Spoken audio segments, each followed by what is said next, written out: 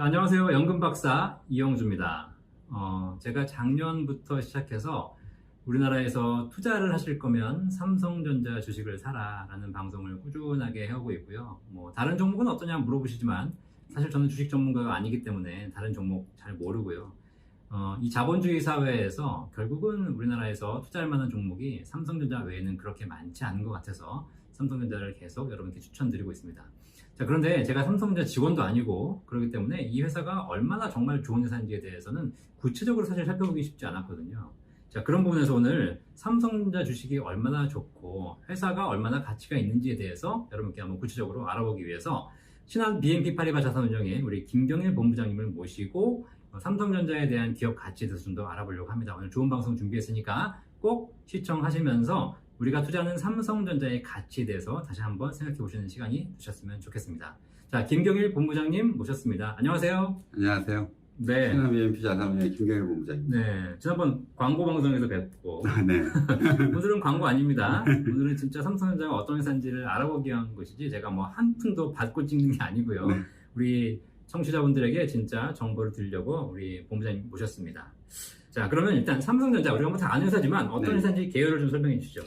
삼성전자의 경우에는 잘 아시다시피 한국을 대표하는 주식인 건 너무 잘 아실 거고요. 그렇죠. 그리고 2018년 기준으로 한국은행과 거래소자를 보면 네. 삼성전자 매출은 244조 원으로 우리나라 네. GDP 총액의 12.8%를 차지하고 있고요. 네. 순이익은 44조 원으로 우리나라 상장기업 전체 순이익의 30%를 차지하고 있는 대표 기업이기도 합니다. 우리나라 전체 GDP의 12.8%가 네. 한 회사다. 네, 한 회사. 삼성그룹도 아니고 삼성전자가. 삼성전자 하나죠. 그죠? 그리고 네. 수익률로 따지면 전체 상장되어 있는 기업들의 순이익의 거의 3분의 1일 겁니다. 네, 그렇죠. 참 대단한 나라네요. 대단한 회사죠. 대단한 회사네요. 그렇죠. 네, 삼성전자 그럼 혹시 과거의 수익률은 좀 어땠나요?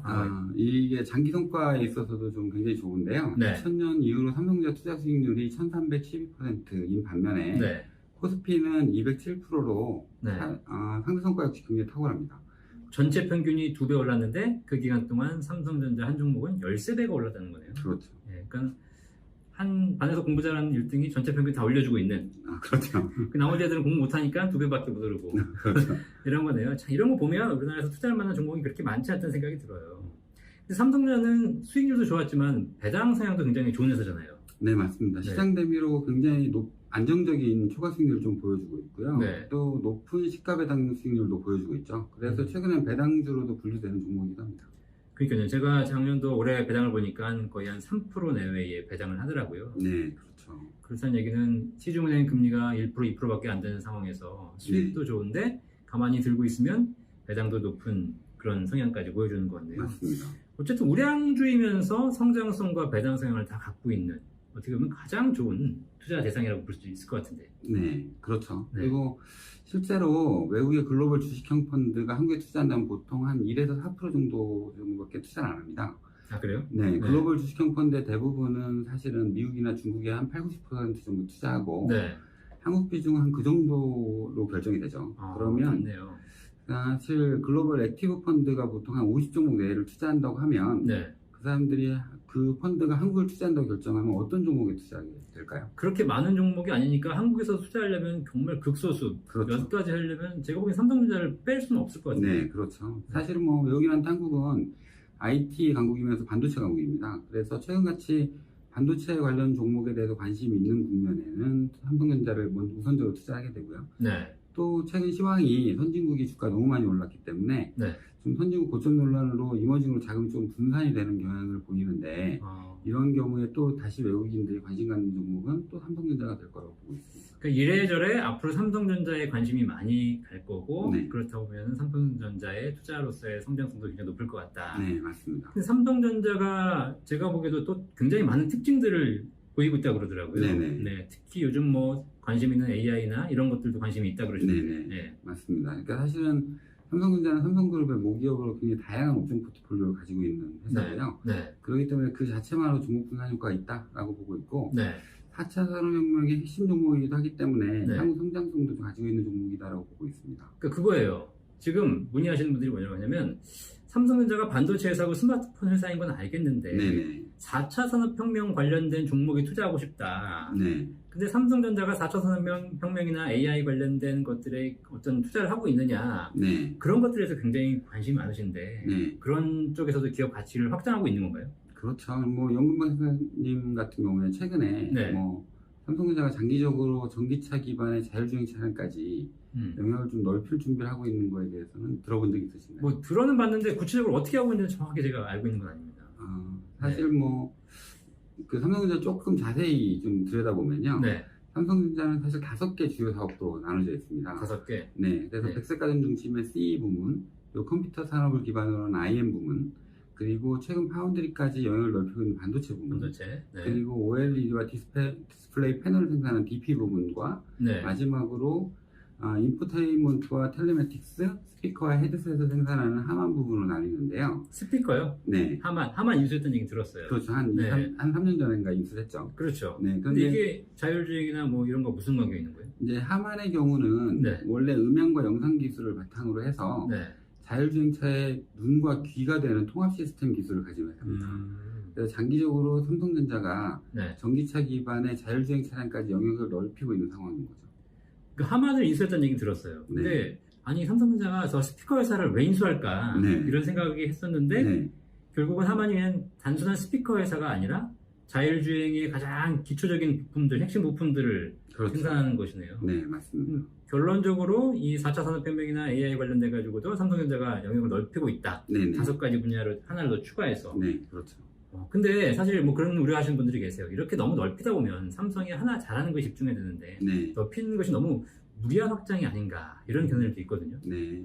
좀 그러면 이제 4차 산업혁명에 대해 좀 생각을 해봐야 될 것 같은데요. 네, 보통 4차 산업혁명이라고 하면 네, 5G 기반의 뭐 초연결 인프라를 바탕으로 뭐 스마트 시티니, 스마트 팩토리, 유비쿼터스, 자율주행 차량까지 이어지고 있는 네, 그런 프로세스에 대해서 많이 이야기가 있습니다. 네, 근데 지금 사실은 저희는 4차 산업의 초입에 서 있거든요. 그렇죠. 그러다 보니까 지금 4차 산업의 기초라고 할 수 있는 네트워크와 반도체 인프라를 깔고 있는 상황입니다. 맞아요. 근데 네, 이 인프라만으로도 삼성전자가 어마어마한 성장성을 보여주고 있는 거거든요. 네, 그런데 이 인프라가 깔리고 나면 네. 그 향후 자율주행 차량도 가전제품화가 될 거고, 아, 그리고 휴대폰이나 관련된 모든 백색 가전들도 네, 4차 산업을 활용하는 그런 플랫폼들이 될 겁니다. 그렇기 때문에 현재 삼성전자는 네트워크 인프라 구축을 핵심으로 해서 성장을 하고 있는 거고요. 네. 그래서 내년이 올해보다 더 좋을 거다라고 음. 대부분의 증권사 전망을 하고 있는데, 네, 이 부분은 조금 좀 개괄적인 부분을 좀 더 설명을 드리면, 네. 삼성전자는 5G 인프라의 기초 자료라고 할 수 있는 반도체 부분에서 전 세계 시장 점유율의 45% 정도를 절반 이상 가까이. 그렇죠. 네, 네. 차지하고 있고, 이 부분을 세계 1위를 하고 있으면서도 동시에 세계 2위인 파운드리 부분에서도 인텔 덕분에 성장성이 더 커지고 있어서 반도체 부분의 성장성도 내년까지 계속 이어지고 있는 상황이에요. 추가적으로 시장 점유율 45%인 디스플레이 부분과 네. 시장 점유율의 30%, 전 세계 시장 점유율이죠. 그렇죠. 시장 점유율의 30%를 차지하고 있는 CE 부분을 좀 필두로 해서 하만까지 이어지는 미래 먹거리도 준비하고 있다라고 네. 말씀드릴 수 있는 상황입니다. 전체적으로 뭐 좋은 얘기만 해주셨겠지만 어쨌든 네. 지금 현재 상황에서도 삼성전자가 꾸준하게 기술 개발하면서 전체 부분의 사업 영역을 확장하고 있다라는 네. 얘기를 해주신 것 같습니다. 네. 자, 근데 중요한 건 아무리 삼성이 열심히 해도 대외적인 요소, 뭐 지금 현재 미중 무역 분쟁도 굉장히 심화되고 있기 때문에 그런 것 때문에 삼성이 영향을 받는데 긍정적인 것도 있지만 부정적인 영향도 받을 수 있고 이런 여러 가지 위험 요소들이 있는데 그런 부분에 대해서 우리가 어떻게 판단하는 게 좋을까요? 저희는 사실 약간 긍정적인 부분을 보고 있습니다. 보고 있는데 미중 갈등으로 해서 시장 확대가 좀 유리한 국면에 좀 서 있다라고 네. 저희는 보고 있고요. 네, 그 이유는 삼성전자의 매출의 34%는 미국에서 하고 있고 네, 또 중국에서 나머지 18% 부분을 또 하고 있습니다. 네. 그런데 현재 삼성전자의 위치는 양쪽 시장 모두를 공략할 수 있는 지위에 차지하고 있다라고 네. 저희는 보고 있습니다. 고래 싸움에 새우등 터지는 것이 아니라 네, 고래 싸움에 우리가 더 얻을 게 많이 있다는 거네요. 그렇죠. 자, 그런데 지금 코로나가 또 계속 그렇죠. 이제 진행되면서 우리가 사실 전체적으로 좀 상황도 안 좋고 그렇지 네. 않습니까? 삼성전자도 예외는 아닐 것 같은데 네. 이런 것에 대비해서 코로나에 대비해서 삼성전자가 과연 괜찮을지 이거 어떻게 좀 증권사에서 보고 계시는 겁니까? 일단 코로나 환경에서 제일 중요한 건 현금 동원력인 것 같아요. 그러니까 왜냐하면 현금이 있는 회사는 기본적으로 망하지 않습니다. 그런데 지금 현재 삼성전자를 보면 네, 보유한 현금만 103조 원을 네. 가지고 있고 네. 우선주 기반으로 33조 원의 추가적인 현금 동력을 가지고 있어요. 네. 그렇기 때문에 경쟁사 대비 생존성이 굉장히 높고 네. 또 미래 산업을 투자할 수 있는 능력도 굉장히 탄탄합니다. 네. 거기다가 작년 같은 경우에도 한 20조 원 가까이 연구개발비로 삼성전자 쏟아부었거든요. 네. 네. 이걸 소위 이제 초격차 전략에 의한 투자라고 하는데 이 부분에서 삼성전자는 더 큰 성장을 이어갈 가능성이 높다라고 보고 있고요. 예. 이런 현금 동원력을 바탕으로 해서 향후에도 M&A와 연구개발로도 상당 기간 강자임을 유지할 거라고 저희 보고 있습니다. 제가 지금까지 주장창 얘기했던 게 그거거든요. 삼성전자 제가 잘은 모르지만 네, 삼성전자가 미래에 더 큰 성장을 할 수 있는 이유, 자본주의 사회에서 삼성전자가 1위를 계속 해나갈 수 있는 이유가 100조 이상의 현금을 갖고 있는 네, 자본주의가 이제 돈이 주인인 세상이라는 뜻이잖아요.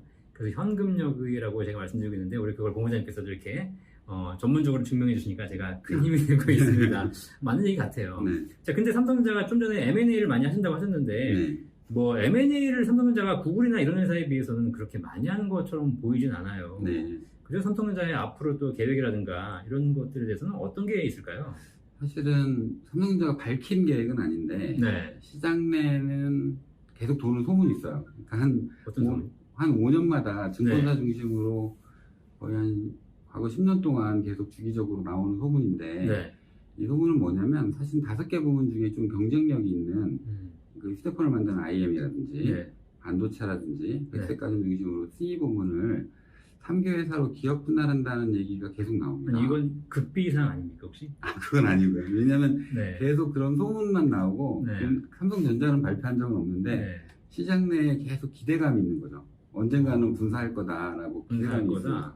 근데 기업 분할을 하겠다는 것은 굉장히 중요한 사항이잖아요. 네네. 이게 사실 지금 뭐 유튜브나 일반적인 사항을 통해서 알려진 사항은 아닌 것 같아요. 그렇죠. 아닙니다. 이렇게 오픈하셔도 되는 거죠? 이건 뭐 사실은 증권지가 계속 이런 소문들을 만드는데 시장이 원하는 거죠. 그래요? 시장이 원하는 건데 아직 삼성전자는 구체적으로 하겠다는 말은 없습니다. 자, 근데 그럼 궁금한 게 있어요. 네. 삼성전자가 지금 하나의 그룹 내에서 여러 가지 사업 분야, 5개 사업 분야를 같이 하고 네네. 있는데 이거 기업 분할하는 것이 진짜 좋은 건지 안 좋은 건지 사실 우리 일반 시청자 입장에서 잘 이해가 안 가는 거거든요. 네. 기업 분할하는 게 왜 좋은 건지. 그러니까 사실은 이제 좀 냉정하게 삼성전자를 바라볼 필요가 있는데요. 네. 삼성전자의 개별 부문 하나는 전 세계 시장 점유율 아까도 말씀드린 대로 45%, 뭐 30% 굉장히 경쟁력 있는 부문들을 가지고 각 있습니다. 분야가 다 경쟁력이 있죠. 네, 근데 이제 그 부문을 모아놓은 삼성전자가 너무 싸거든요. 그러니까 각 부문별로 생각을 해보면 네. 일단 IM 부문의 경쟁사라고 하면 애플이 있고요. 네, 애플. 그리고 반도체 부문의 경쟁사라고 하면 TSMC나 마이크론 TSMC. 테크놀로지 네, 같은 있죠. 회사가 네. 있습니다. 그리고 CE 부문에서도 월풀이라는 회사가 네. 있고요. 자, 그러면 IM 부분에 애플만 놓고 보면 네. 애플은 퍼가 30배가 넘고요. 애플이 30. 네, 삼성전자는 얼마예요? 삼성전자는 지금 11배 정도죠. 아니, 애플이 30인데 네. 삼성전자 11배밖에 안 되는 거예요? 그렇죠. 그리고 사실은 반도체 부문에서도 놓고 보면 TSMC의 PBR이 6배가 넘거든요. 네. 그런데 삼성전자의 PBR은 2배가 안 됩니다. 저평가되어 있네요, 계속. 그렇죠. 네. 그래서 경쟁사 대비로 하면 어찌 보면 심하게 보면 3분의 1, 네. 좀 아니면 절반 정도로 저평가되어 있죠. 그러다 보니까 이렇게 된 부분을 여러 가지의 오해들도 있고 네. 시장 내에 삼성전자에 판단하는 여러 가지 기준들이 있는데 음. 개별 전문 회사로 하나하나로 분사되면 네. 그 자체의 경쟁력이 굉장히 강한데 네. 합쳐놓고 보면 이걸 합친 회사로 이해를 잘 못하는 거예요. 그러면 결국에는 백색가전 회사처럼 이해를 하고 있는 겁니다. 그렇죠. 합쳐놨더니 삼성전자의 기본적인 사업 하나하나는 굉장히 경쟁력이 탄탄함에도 불구하고 네. 전체적인 그 평가가 굉장히 낮게 되어 있는 상황이에요. 그렇죠. 굉장히 저평가된 회사가 돼버리는 거죠. 그런 부분에서 계속해서 시장은 요청을 하는 거죠. 네. 그런데 물론 삼성전자가 여기에 동의하는지는 아무도 모르는데 거기에 대해서는 기본적으로 사람들이 기대감이 있기 때문에 네. 언젠간 되지 않을까라고 생각을 하고 있는 거죠. 자본주의 사회에서 주식시장에서 회사가 제값을 평가받는 것도 굉장히 중요하기 때문에 네. 그런 부분에서 뭐 지금은 소문이지만 앞으로는 충분히 그렇게 가는 가능성이 있을 것 같네요. 그럼 뭐 지금 당장 아니겠지만 한 10년, 20년이 지난 다음에 예. 그게 이루어진다면 또 분사 자체나 기업 분할 자체가 굉장히 큰 빅 이벤트가 될 수 있겠죠. 이 말씀해 주신 내용이 굉장히 핵심적인 내용인 것 같아요. 이게 뭐 알 수는 없지만 결론적으로 지금 상황을 봤을 때 삼성전자의 각 분야별로 기업 분할을 함으로써 뭐 주주도 좋고 회사도 좋은 이런 상황이 될 수도 있고 또 그로 인해서 여러 가지 또 인력 창출도 가능할 것 같고 그렇죠. 여러 면에서 대한민국과 또 회사를 위해서 좋은 것 같습니다.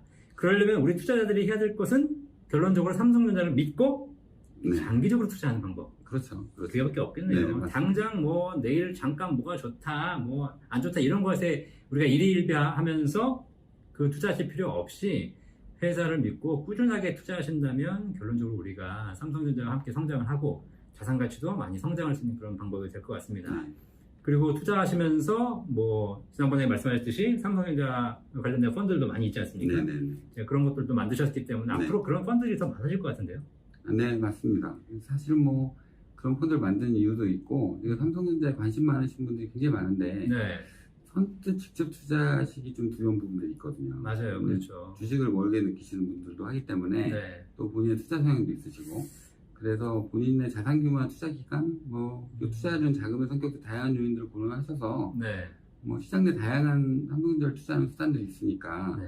그 중에서 정해서 투자하시면 될 것 같습니다. 그렇습니다. 네, 삼성전자라는 그 가치를 보시고 그걸 투자하는 방법은 다양하게 있으니까 여러분들이 찾아보셔서 여러분 성향에 맞고 그런 또 포트폴리오에 맞는 투자를 하시는 것이 가장 좋은 방법인 것 같습니다. 오늘 저도 삼성전자에 대해서 막연하게 알았던 부분을 구체적으로 좀 설명해 주시니까 이해가 된 것 같고요. 제가 투자하고 있는 삼성전자에 대해서 더 확신을 갖게 된 것 같아요. 뭐 대한민국에 꼭 삼성전자만 투자하는 법은 없지만 그래도 우리가 자산을 가장 안전하면서도 효율적으로 투자할 수 있는 방법이 또 삼성전자 이거 삼성전자 펀드이기 때문에 그런 부분 통해서 투자 한번 여러분들이 더 집중적으로 해보시면 좋겠고요. 아까 말씀하셨듯이 일희일비하지 마시고 장기적으로 투자하시면 될 것 같습니다. 자, 오늘 이렇게 나눠주신 신한 BNP 파리바 자산운용의 김동일 부장님 진심으로 감사드립니다. 고맙습니다. 네, 여러분 영상이 도움되셨으면 구독과 좋아요 계속 해주시면 여러분 자산이 늘어납니다. 행복하게 자산을 불리실 수 있거든요. 구독과 좋아요 부탁드리고요. 자, 지금까지 삼성전자의 기업 가치에 대해서 알아보는 시간이었습니다. 오늘 방송 여기서 마치겠습니다. 감사합니다. 감사합니다.